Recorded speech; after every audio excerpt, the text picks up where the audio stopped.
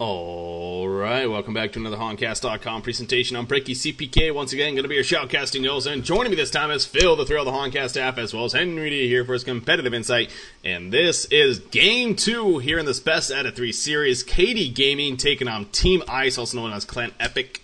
It's going into it a very good matchup, according to Comedia as well. I mean, I think, like I said, it was 56% to 44% in favor of KD Gaming. Slight advantage according to the Gosu bets for this. A lot of bets happened. So, coming into this, expected a lot of even matchup here. Unfortunately, though, Game 1 really wasn't that even. Really one-sided in favor of KD Gaming. More so in favor of Forsaken Archer being played by Magix. Great play by him, but ultimately it was just interesting and poor. I mean, whatever you want to say about it, just really odd decision making from Team Ice over there in terms of setting up their lanes and very, very odd picks. But nonetheless, of course, it is a best out of 3, so you can recover. And I'm personally expecting a lot better things out of Ice here in this game too, and making, if not forcing, a Game 3. With that said, though, I'm joined by Phil the Thrill. How you doing, Phil? I'm doing well. Thank you for asking. And happy to be here. Unfortunately, I took a nap and missed the first game, but I did get to catch about the last half of it on stream, so it wasn't too bad. And yeah, I'm really looking forward to hopefully seeing better performance here from Ice. Yeah, that's. I'm pretty sure the whole community and everyone is coming into this again expecting an awesome matchup, and just got a kind of one-sided there in Game 1. Although it was very entertaining seeing Forsaken Archer just really take off. Henry D, you're also joining us again. How you doing? I am feeling so much better now since I saw that forum about the Hong costumes. But yeah, I'm doing good. The last game was pretty. At first it was one-sided and then it kind of evened out, but KD did still end up winning. So sorry if I ruined that for anyone. But yeah, so this should be a fun game too. Hopefully, I mean. All right, picks getting wrapped up here. So let's look at the bans first. As we do see in Best of the 3 series, a couple of bans pending on what they had to deal with the first time around. The same bands in Wretched Hag, Hellbringer, Devour, and Magnus, but the two new bands this time, we have Pebbles and Pebbles and Pharaoh. Those are the different bands this time around. Both heroes that were decent last game. Was there Pharaoh last game? I'm totally blanking. I think there was. Yeah, I believe Swindle was playing him last game. Yeah, Swindle was playing. Yeah, that's right. He was playing Pharaoh, and then, of course, Pebbles as well. So, yeah, those are the bands. Nothing really too much to talk about, but you guys have any comments to make on those? We're jumping to the picks. No, I mean, I guess it's a little surprising to see Pharaoh ban, because obviously they weren't successful at all with him. Well, not to say that he wasn't successful, he didn't do what he was supposed to do, but they weren't successful with the hero picked in general. But obviously Swindle Melon's a very competent Pharaoh player, and it's unfortunate because I really like him as a hero. I really like to watch games with Pharaoh. Interesting pick starts here. As actually, well, let's focus on the Legion team since they're actually going to be wrapping up here in the next couple of seconds. Ooh, that'd be interesting if we see Swiftblade. Haven't seen him for a long time actually in these competitive games. We have 10 seconds left. So, are they going to do it? There goes the Thunderbringer, and unless they change it at the last second. No, they did not. Okay, so it's going to be Swiftblade. Again, a very safe lineup, very conventional lineup. This is what Trial Lane is. Again, that's what you would expect with it. We got Witch Slayer, Voodoo Jester, Swiftblade, Thunderbringer, and Bubbles. So Thunderbringer and Bubbles, of course, solo players. Great if they get those levels. And then in the Trial Lane with Swiftblade, Voodoo Jester, and Witch Slayer. Just, again, a very sound team. They got the early gank. They got a good overall team. What do you think about them, Phil? I agree that running the Tri-Lane team, it's pretty safe. If Ice decides to try to force 2-2-1 or 2-1-2, I would be interested to see where they're gonna make the changes at. I mean, Bubbles obviously a hero who can do like a 2 versus 1 by himself or a 1 versus 1, but Thunderbringer really one of those heroes that you kind of are pitting on getting those early levels, and it'd be a weird lane setup to have. Basically, it'd be forcing like 3 int heroes with 4 intelligence heroes. You'd basically just have them all up in lane together. So could be a difficult setup for KD if Ice decides to go force them into that kind of setup. Henry, what are your thoughts on this Legion side?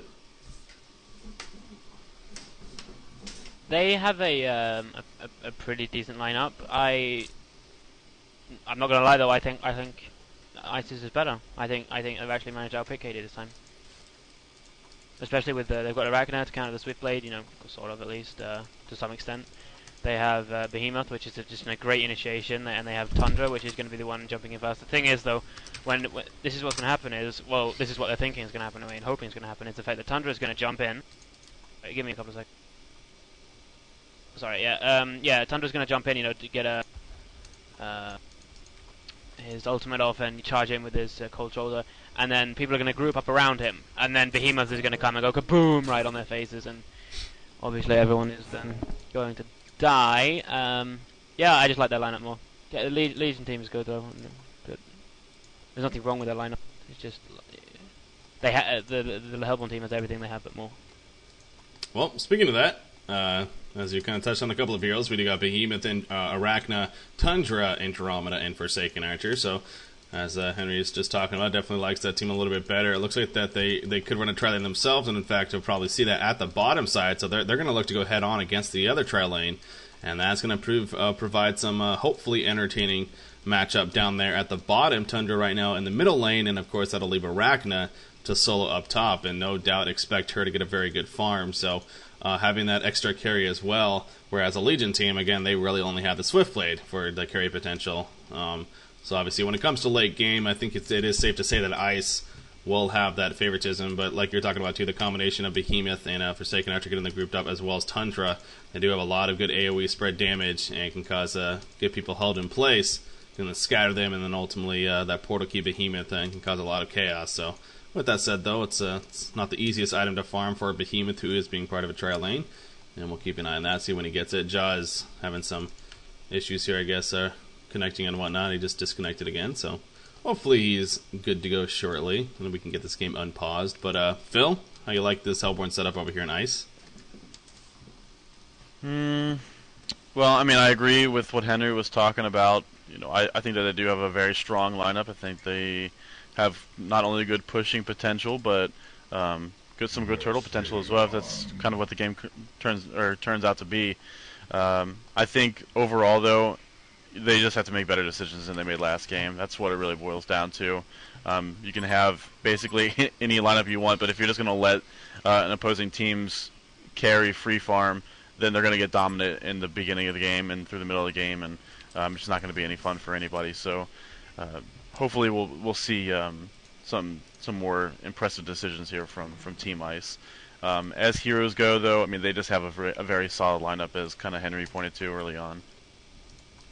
Yeah, I think we can all agree on Ice definitely chose a little bit better this time, and their lanes are a lot more confident, a lot more powerful than they were compared to last game. So no doubt this has the makings of truly being a great game, if not good news for Ice, because like Henry was talking about, definitely likes the Ice lineup that much better.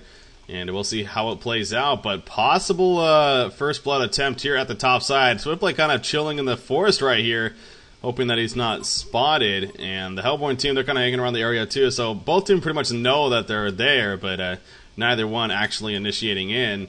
And in the end, the Creeper is going to push up, and of course, all players will just fall back to the lane and start to get some farm. Of course, you see Voodoo Jester and Witch are hanging off to the side, as they usually like to do in this case, to come from behind out of the jungle and catch you off guard. So Forsaken Archer, as a result, she is playing very passive right here, and this is going to get a little bit of advantage for Swiftblade, being played by Magix. I just saw him coming off that great Forsaken Archer game. We'll see how he does in Swiftblade. Obviously not expecting nearly the same outcome, but we will see. But right now, he's getting some free farm, and again, because Voodoo Jester and Witch there, without them being really spotted at this point, still kind of unsure where they are. There we go. Spots him with the auto attack. There goes a Graveyard Stun, followed by the Acid Cocktail. Where's the spin? Here's the spin. Forsaken Archer in a lot of trouble. Gets the Fidget Stun. Unfortunately, not splitting them up, and that's going to be a Bloodlust kill. That was a very hard Fidget Stun attempt right there from the Gosu. And if he got it right in between, could have split them up, but just wasn't able to do so. And thus results in the Bloodlust kill. So, as I just got finished talking about, Witch Slayer and Voodoo Jester, excellent support, showing why right there. Yeah, no big surprise there in my opinion. I mean, Swiftblade, obviously a hero that excels in getting those first blood kills, but at the same time, you know, it's actually we might have some more action as Voodoo Jester gets the common stun put on him, but absolutely no follow up. You know, Swiftblade is going to have a little bit easier in this tri lane, especially early on, until Forsaken Archer is able to pick up some strength items to survive that spin. But you know, they just when you're running one melee in part of a tri lane. That's not the carry hero. I really think that it gives you kind of a solid advantage having the 2 range support heroes. Yeah, we talk about this a lot. Again, yes, Behemoth is a melee hero technically, but because of that range fissure stun, you can kind of say that allows him to be a ranged hero in the sense that because of ability being ranged like that. So it is kind of a back and forth on that argument, but because technically, I mean, his ability is the longest, obviously, out of all these heroes down here. But here we go with the counter. Swiftblade says, "Screw that fissure stun. I'm going to go on Forsaken Archer," and by all means, they are successful. So the Hellborn team trying to play the aggressors right there, but could not follow it up whatsoever. And obviously having that single target comet stun not working out too well for them because it's not only because of the range, but it is single target and it's hard to get up there. So despite that long range fissure stun to try to set it up, it's just hard to follow it up, and that's proven to be a problem right now for Ice. So confident lanes, what look like to be confident lanes so far is being frankly dominated by KD Gaming, at least here in the bottom. Well, that's what we're talking about with the. I mean, you talk about the fissure stun being, you know, being ranged, but he's got nothing to follow that up with. You know, the hero itself just has nothing to follow it up with. So I know Henry, that I know you want to get in here to say something. They shouldn't try and farm this lane. I shouldn't, at least, because they've pretty much lost it when it comes to farming, and they're gonna keep losing if they try and farm it. They should pretty much just try and pick off either Voodoo Jester or Witch Slayer. But you know, that first blood, I want to point out, by the way, that Behemoth couldn't stun any earlier. I bet there was a lot of people thinking, well, why didn't he stun? As we see Bubbles taking Iraq on the top, but you know, why didn't he stun? If he stunned, then they would have been both of them chain locked for a couple of seconds because he was that close with the acid cocktail. So he had to run and then do it, but obviously he couldn't. I just wanted to point that out quickly so people knew why he didn't stun as soon as possible. Yeah, but by no means did I either try to make it seem like that he should have got the split right there, because it would have been epic if he did. But yeah, the opportunity was there, but like you said, for several other occurrences, just wasn't able to follow through with it. So, but a great bloodlust kill nonetheless by KD Gaming, very deserving of it.